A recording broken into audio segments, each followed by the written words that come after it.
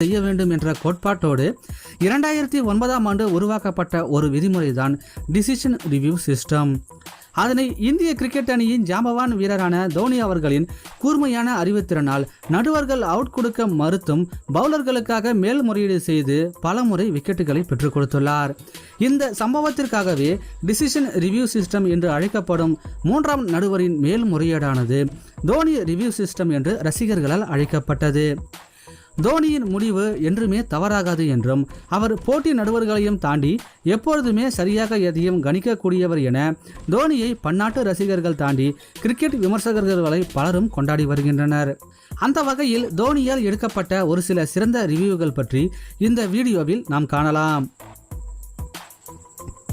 யுவராஜை காப்பாற்றிய தோனி.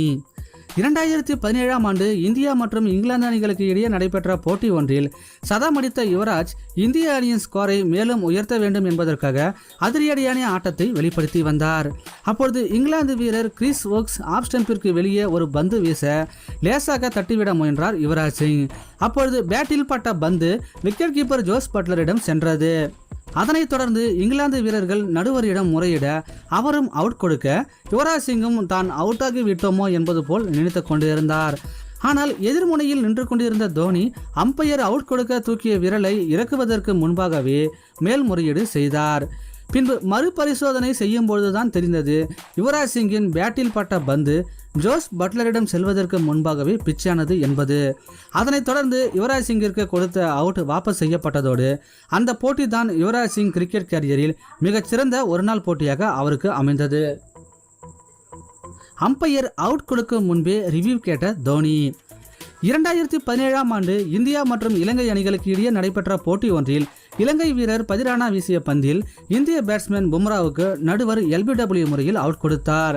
அவர் அவுட் என கையை தூக்குவதற்கு முன்பாகவே தன் கையை உயர்த்தி 3வது நடுவரிடம் மேல்முறையீடு செய்தார் மகேந்திர சிங் தோனி. பின்பு ரிப்ளையில் அது அவுட் இல்லை என்பது தெரிய வந்தது. உடனே ஆட்ட நடுவர் தன்னுடைய முடிவை மாற்றி பும்ராவை ஆட வைத்தார் என்பது குறிப்பிடத்தக்கது. பாகிஸ்தானை பலிகடாக்கிய தோனி. 2018ஆம் ஆண்டு நடைபெற்ற ஆசிய கோப்பை போட்டித் தொடரில் இந்தியா மற்றும் பாகிஸ்தான் அணிகளுக்கு இடையே நடைபெற்ற போட்டி ஒன்றில் இந்திய வீரர் யுஸ்வேந்திர சகால் வீசிய பந்து பாகிஸ்தான் அணியின் பேட்ஸ்மேன் இமாம் உல்லாக்கின் கால் காப்புகளில் பட்டது. இதற்கு அவுட் கேட்டு இந்திய வீரர்கள் நடுவரிடம் முறையிட நடுவர் இந்திய வீரர்களை முறையீட்டை நிராகரித்தார். உடனே அந்த போட்டியின் கேப்டனாக இருந்த ரோஹித் சர்மாவிடம் தோனி ரிவ்யூ எடுக்க சொல்ல பின்பு 3ஆம் நடுவர் பரிசோதனை செய்து பார்த்ததில் அது அவுட் என தெரிய வந்தது. மேலும் அந்த தொடரில் இந்திய அணி ஆசிய கோப்பை வென்றது குறிப்பிடத்தக்கது. மோர்கனை மூட்டை கட்டிய தோனி.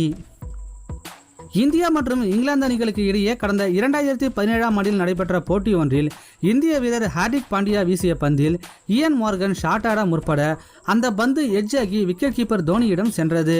வீரர்கள் அவுட் கேட்டும் அம்பையர் அவுட் தர மறுத்ததை தொடர்ந்து தோனி கேப்டனாக இருந்த விராட் கோலியிடம் ரிவ்யூ எடுக்க சொன்னார்.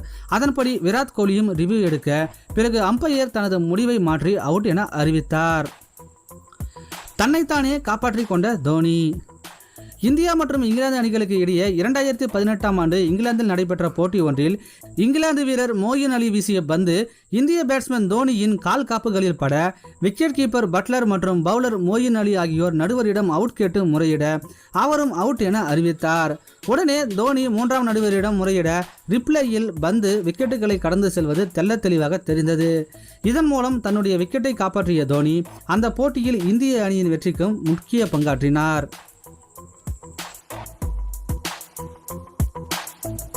நண்பர்களே, இந்த வீடியோ உங்களுக்கு பிடிச்சிருந்ததுன்னா ஒரு